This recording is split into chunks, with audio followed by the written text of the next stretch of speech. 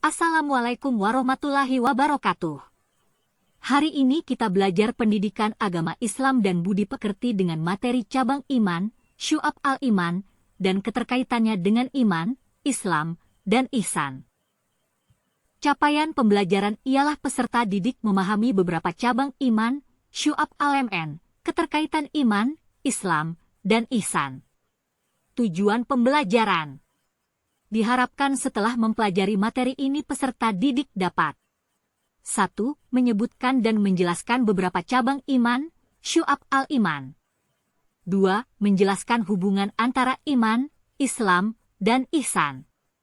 3. Menerapkan pemahaman tentang iman, Islam, dan ihsan dalam kehidupan sehari-hari. Capaian pembelajaran ialah iman adalah kepercayaan yang mendalam terhadap Allah Subhanahu wa Ta'ala, para malaikat, kitab-kitab, rasul-rasul, hari akhir, dan takdir.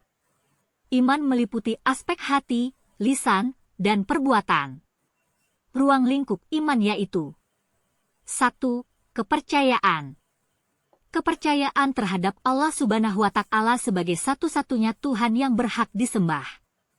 2. Keyakinan terhadap wahyu dan kitab-kitab suci, seperti Al-Quran dan Injil.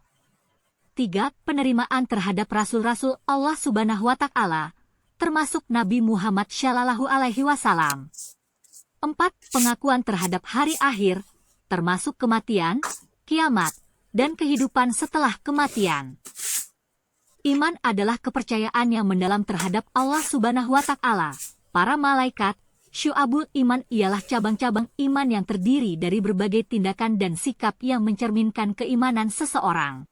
Syu'abul iman ialah cabang-cabang iman yang terdiri dari berbagai tindakan dan sikap yang dari Abu Hurairah radhiyallahu anhu, Nabi Muhammad sallallahu alaihi wasallam bersabda, iman itu lebih dari 70 cabang, yang paling utama adalah ucapan la ilaha illallah dan yang paling rendah adalah menyingkirkan gangguan dari jalan. Dan malu adalah sebagian dari iman. Hadis riwayat Bukhari dan Muslim. Hadis ini menunjukkan bahwa iman tidak hanya terdiri dari satu aspek, tetapi mencakup berbagai tindakan dan sikap yang mencerminkan keimanan seseorang. Cabang-cabang iman ini mencakup tindakan lahiriah dan batiniah yang menunjukkan ketaatan dan kepatuhan seorang muslim kepada Allah.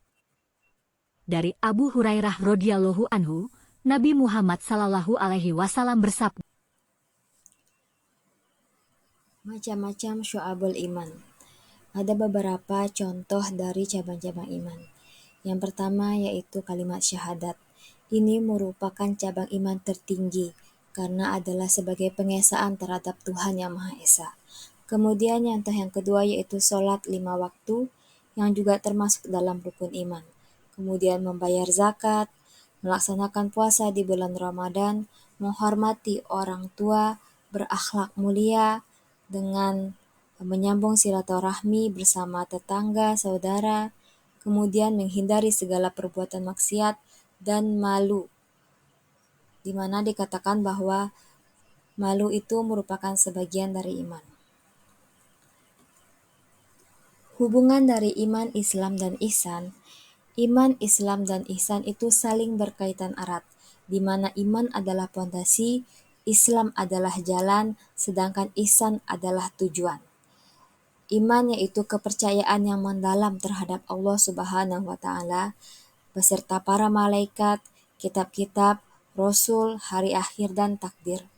Islam ialah penyerahan diri kepada Allah dengan menjalankan perintah-perintahnya dan menjauhi segala larangannya. Sedangkan ihsan ialah beribadah kepada Allah Subhanahu wa Ta'ala seolah-olah melihatnya, karena meskipun kita tidak dapat melihatnya, Allah dapat melihat kita. Tanda-tanda orang yang beriman. Yang pertama, memiliki keyakinan yang teguh. Kedua, ketaatan dalam beribadah. Yang ketiga, memiliki akhlak yang baik. Yang keempat, kesabaran dan keridhaan terhadap takdir Allah. Dan yang terakhir, tanda-tanda orang yang beriman yaitu ia berserah diri atas apapun yang telah Allah tetapkan.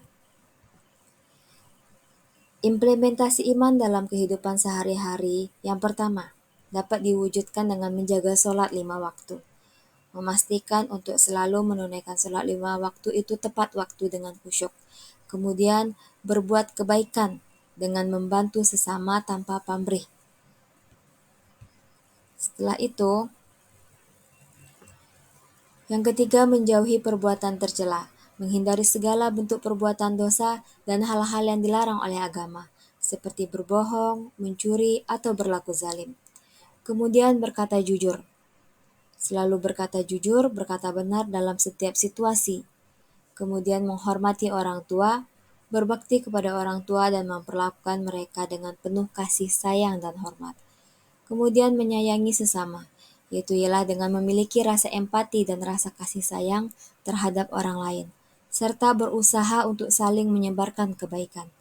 Yang terakhir, yaitu selalu berusaha menjadi lebih baik, selalu berusaha untuk meningkatkan kualitas iman dan ibadah, serta memperbaiki diri dari kesalahan yang telah dilakukan. Itulah pentingnya memahami Syu'abul Iman. Dengan memahami Syu'ab al-Iman, kita dapat meningkatkan kualitas iman dan lebih mendekatkan diri kepada Allah Subhanahu wa Ta'ala. Dengan demikian, kita akan memasuki kehidupan yang lebih berarti dan penuh kebahagiaan. Demikianlah materi hari ini. Semoga bermanfaat. Assalamualaikum warahmatullahi wabarakatuh.